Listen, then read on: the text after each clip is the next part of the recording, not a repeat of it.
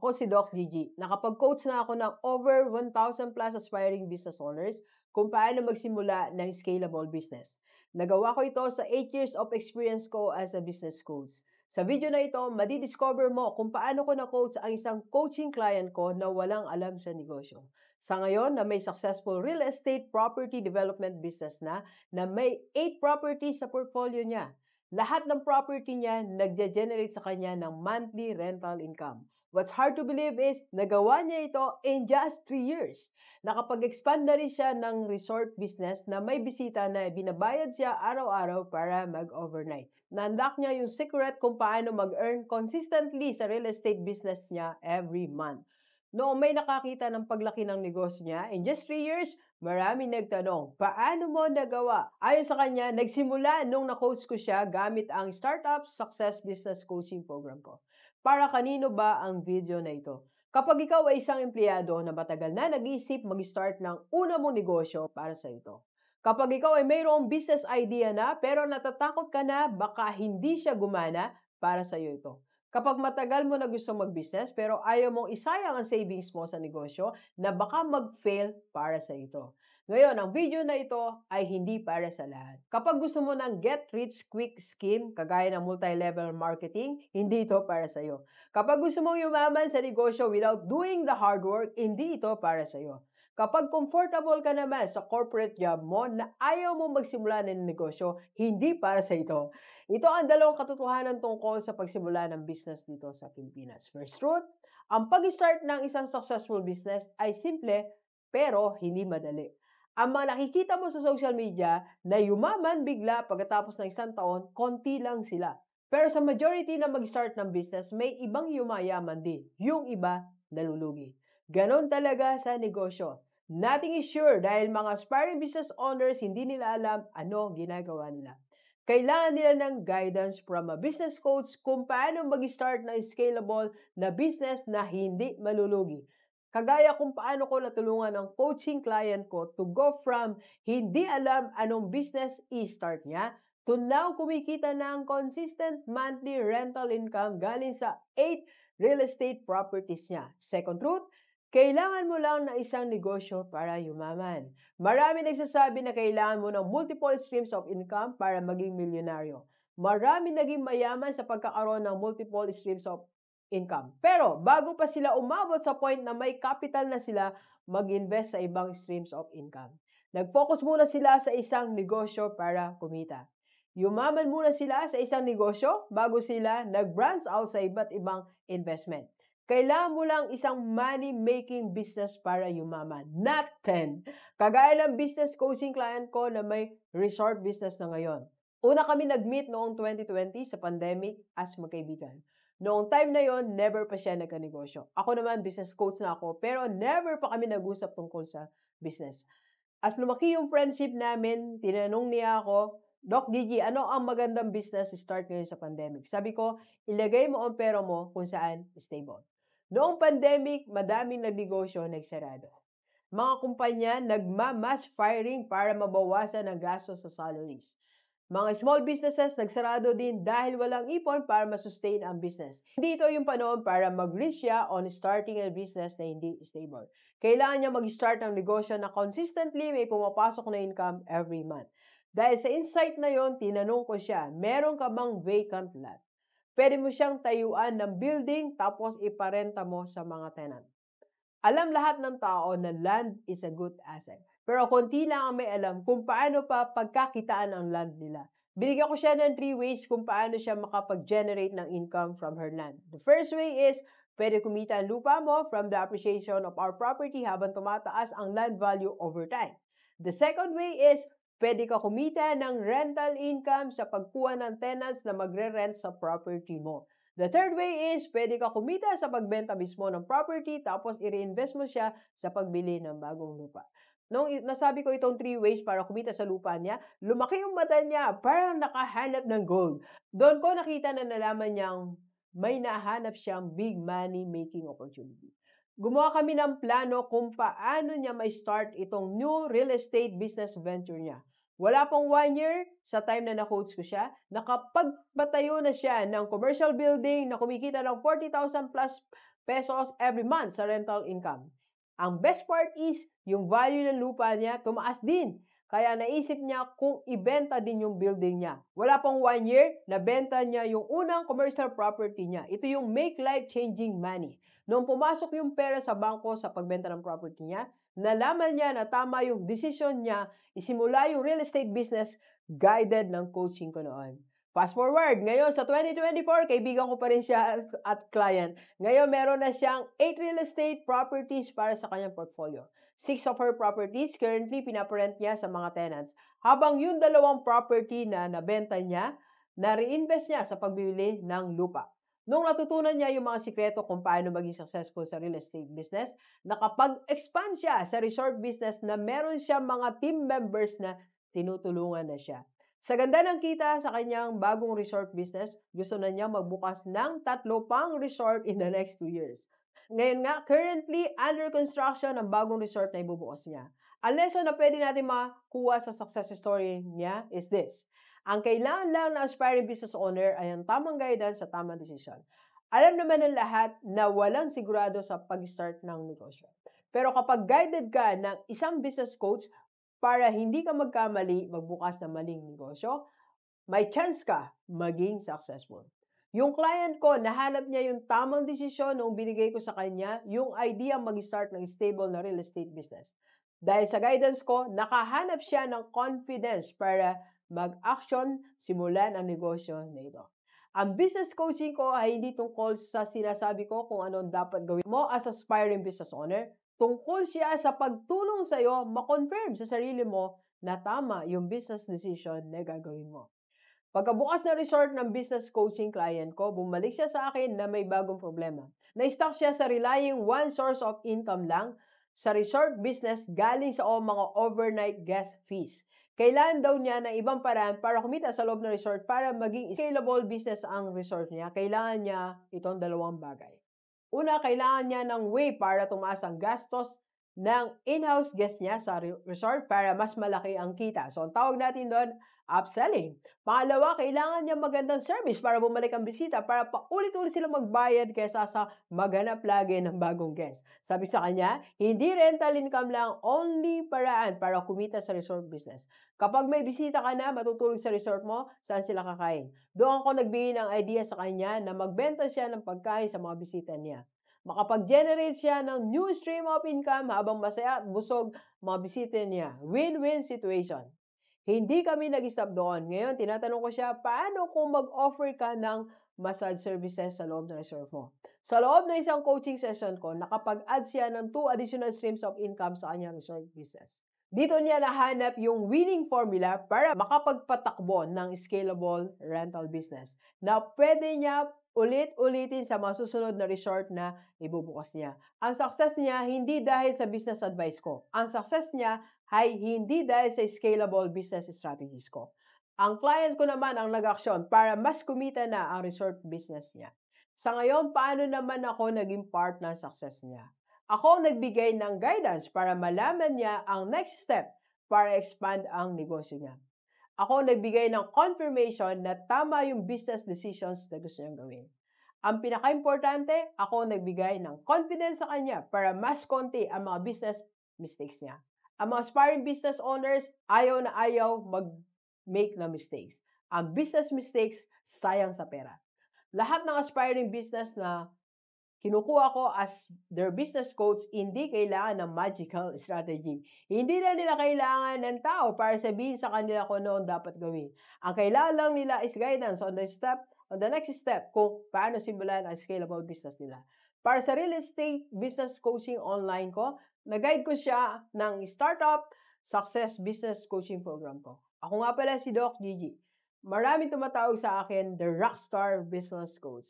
Nakapag-close na ako personally ng over 200 million pesos worth of sales in my business.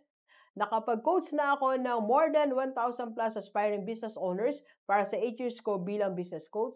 Nakapag-coach na rin ako ng aspiring business owners sa iba't ibang industry. From a real estate property development business to a retail physical store business. Hanggang sa pagtulong mag-start ng kanilang sariling franchise business. Naalala ko noong 2016, bago pa ako mag-business coach May kaibigan na tinanong ako, Doc, nag-offer ka ba ng business coaching dahil kailangan ko ng guidance kung paano simulan ang negosyo ko? Pagkatapos ng first ever coaching session ko, nakita ko ang excitement niya. Dito niya nalaman ko ano ang next step para simulan ang scalable business niya. Noong nakita ko yung confidence na nabigay ko sa kanya, nabuhayan ako. Dahil dito, nahanap ko yung calling ko na maintindihan ko ang business in a unique way na makakatulong sa iba't ibang aspiring business owners. Week after week, may mga kliyente ako na nag-inquire tungkol sa business coaching services ko. Lumaki siya to the point na may ka-meeting ako na 3 aspiring business owners every week for mga ilang taon. Dito ko nahanap yung breakthrough ko na nag-transform ng business coaching program ko. Nalaman ko na mga aspiring business owners, pare-pareho lang ang problema nila. Hindi nila alam kung ano ang negosyong sisimulan nila. Hindi nila alam paano nila gagawing scalable ang business nila, ang negosyo nila para yumaman. Hindi nila alam paano makakabenta sa negosyo nila. Noong nakita ko ito, may isa akong malaking realization. Kailangan lang ng aspiring business owner matapos ang 3 steps na ito para hindi mag-fail sa sisimulan nila ng negosyo. First, step 1, how to find your successful business idea. Step 2, how to create a scalable business model. Step 3, how to increase sales. First, how to find your successful business idea. Sobrang daming negosyo na pwedeng simulan ngayon na pwede kang yumaman. Pero hindi rin lahat ng negosyo bagay sa'yo. Kailangan mo magsimula ng negosyo na nagmamatch sa skill sets mo. Kailangan mo magsimula ng negosyo nagmamatch sa location kung saan mo gusto ito simulan. Kailangan mo magsimula ng negosyo na may sinosolve na problema ngayon. Isang example, sabihin natin, narinig mo laging nagrereklamo mga kapitbahay mo na ang tagal ng pagkuha ng basura sa labas ng bahay nila. Sa pag-research mo, nalaman mo na si Mayor wala palang dump truck para kunin ang basura. So ginagamit lang nila ay isang maliit na tricycle na laging nagbabalik-balikan sa dump site kaya siguro matagal ang pagkuha ng basura. Ito na yung successful business idea mo. Mas exciting problem sa location mo para bumilis ang pagkuha ng basura sa mga bahay. May existing need din si Mayor ng Waste Management Company para mag-supply ng dump truck para mabilis ang pagkuha ng basura. Kapag nagawa niya ito, mas masaya ang mga ito para hindi ibabash si Mayor ng reklamo. Ito ang gagawin mo. Kontakin mo tao ni Mayor, bumili ka ng dump truck, mag-hire ka ng tao para pumulot ang basura at may negosyo ka na. Second, how to create a scalable business model. Hindi lalaki ang negosyo mo kapag wala kang ibang paraan na pwede pagkakitaan sa loob ng negosyo mo. Kailangan mo mag-isip ng scalable business model para pwede talagang lumaki ang negosyo mo. For example, based sa waste management business kanina. Masaya ka na dahil client mo na si Mayor na hindi mo na kailangan maghanap ng bagong client. Pero na-realize mo hanggang doon na lang yung kita mo.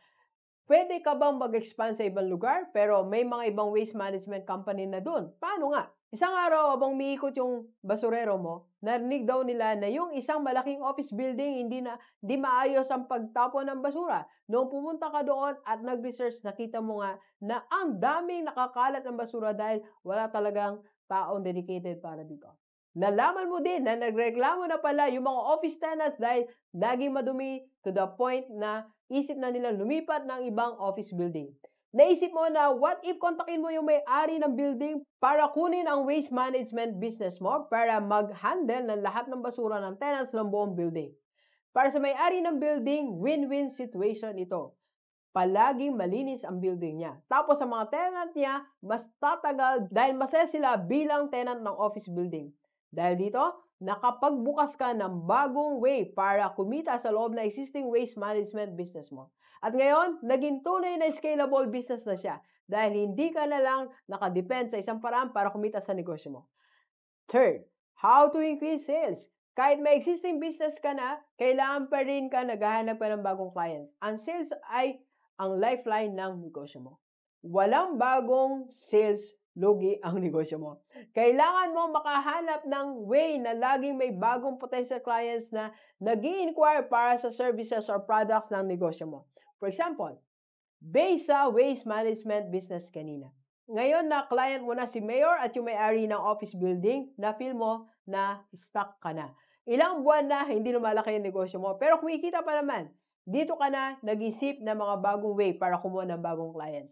Naisip mo na para makakuha ka ng bagong clients, kailangan malaman ng tao na mayroon kang waste management business. Kaya naglagay ka ng tarpaulin sa side ng dump truck mo para makita na lahat ng tao na may waste management business ka. Pagkatapos ng ilang araw, may tumawag na negosyante na may-ari ng farm. Dahil daw sa tarpaulin sa dump truck mo, naisip niya kung pwede ka din niyang kunin para tulungan niya sa basura ng farm niya. Ayun, may bago ka ng client. And may confidence ka na kaya mong kumuha ng panibagong client araw-araw. Ang 3 steps na ito ay hindi lang gumagana sa isang waste management business example ko. Gumana na ito sa isang startup salon business na na-coach ko. Gumana na ito sa isang startup franchise business na na-coach ko. Gumana na din ito sa startup real estate property development business na na-coach ko. After ilang taon sa pag-coach ng over 1,000 plus aspiring business owners, na perfect ko na yung business coaching program ko. Ginawa ko ito specifically para sa aspiring business owners na ayaw mawala ang savings nila sa isang failed na negosyo. Nakapag-create ako ng perfect solution para sa aspiring business owners na gustong siguraduhin gagana negosyo na sisimulan nila. Itong business coaching program ko, wala pang nag-o-offer noon kahit hanggang ngayon, 2024. Tinawag ko siya the Startup Success Business Coaching Program. Dito ko binigyan ng guidance ang mga aspiring business owners kung ano ang successful business idea na pwede nila pasukin. Dito ko i-unlock ang scalable business program na negosyo mo para kaya mo gumawa ng generational wealth. Dito ko bibigyan kayo ng sales generating strategies para mapilit mag-expand ang business mo. Ang Startup Success Business Coaching Program ko, nakatulong na ng mahigit 1,000 plus aspiring business owners para magsimula ng isang successful business. May 3 phase ng Startup Success Business Coaching Program ko. Phase 1 is the No-Fail Business Blueprint. Dito natin i-discover kung ano magandang business na pwede mo simulan. Titingnan natin yung current skill set mo, kung saan ka ba magaling para gawin itong negosyo. Titingnan natin yung current financial situation mo para makita kung anong business pwede mo pasukin. Titingnan din natin yung location kung saan mo gustong magnegosyo para makita natin anong problema na pwede mong isolve sa lugar. Kapag may business idea ka na, titingnan natin kung good opportunity ba ito para simulan mo ngayon. Kagaya ng business coaching client ko na nagsimula ng real estate property development business. Tinignan namin kung ano ba ang kaya niyang simulan ng business based sa current financial situation niya. Na-discover ko na meron pala siyang vacant lot na hindi ginagamit na nasa central area ng city niya. Nasabi din niya sa akin na wala siyang budget ngayon para magpatayo ng building kaya kailangan mag-loan.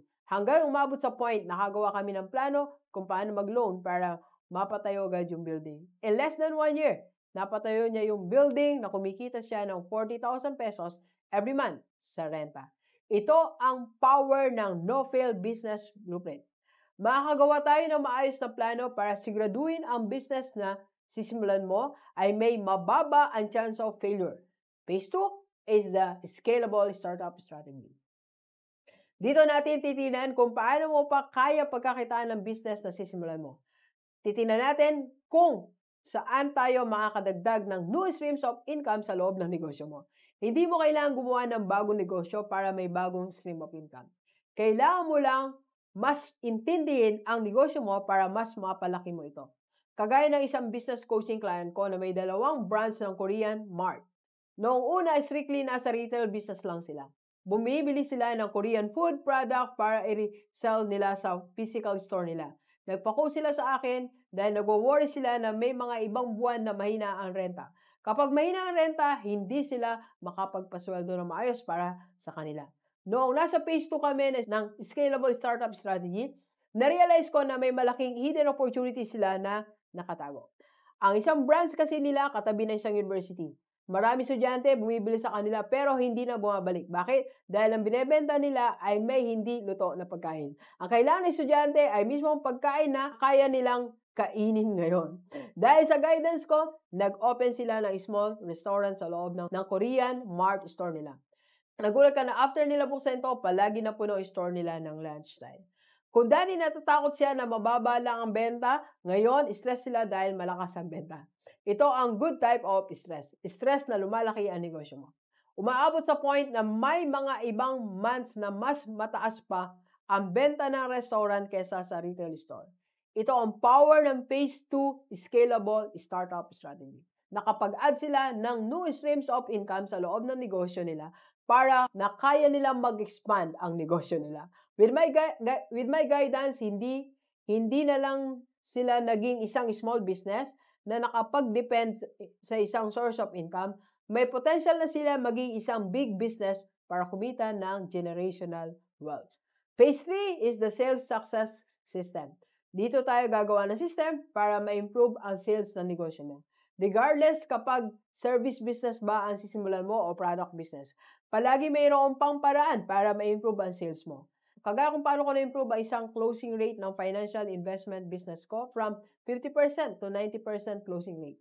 Dati, bawat bagong client na makausap namin para may partner with us, kalahati lang ang nako-close. Baka tinatanong mo ngayon, Doc Gigi, nagko-close ka naman ngayon ng 1 out of 2 people. Hindi ba maganda na yon?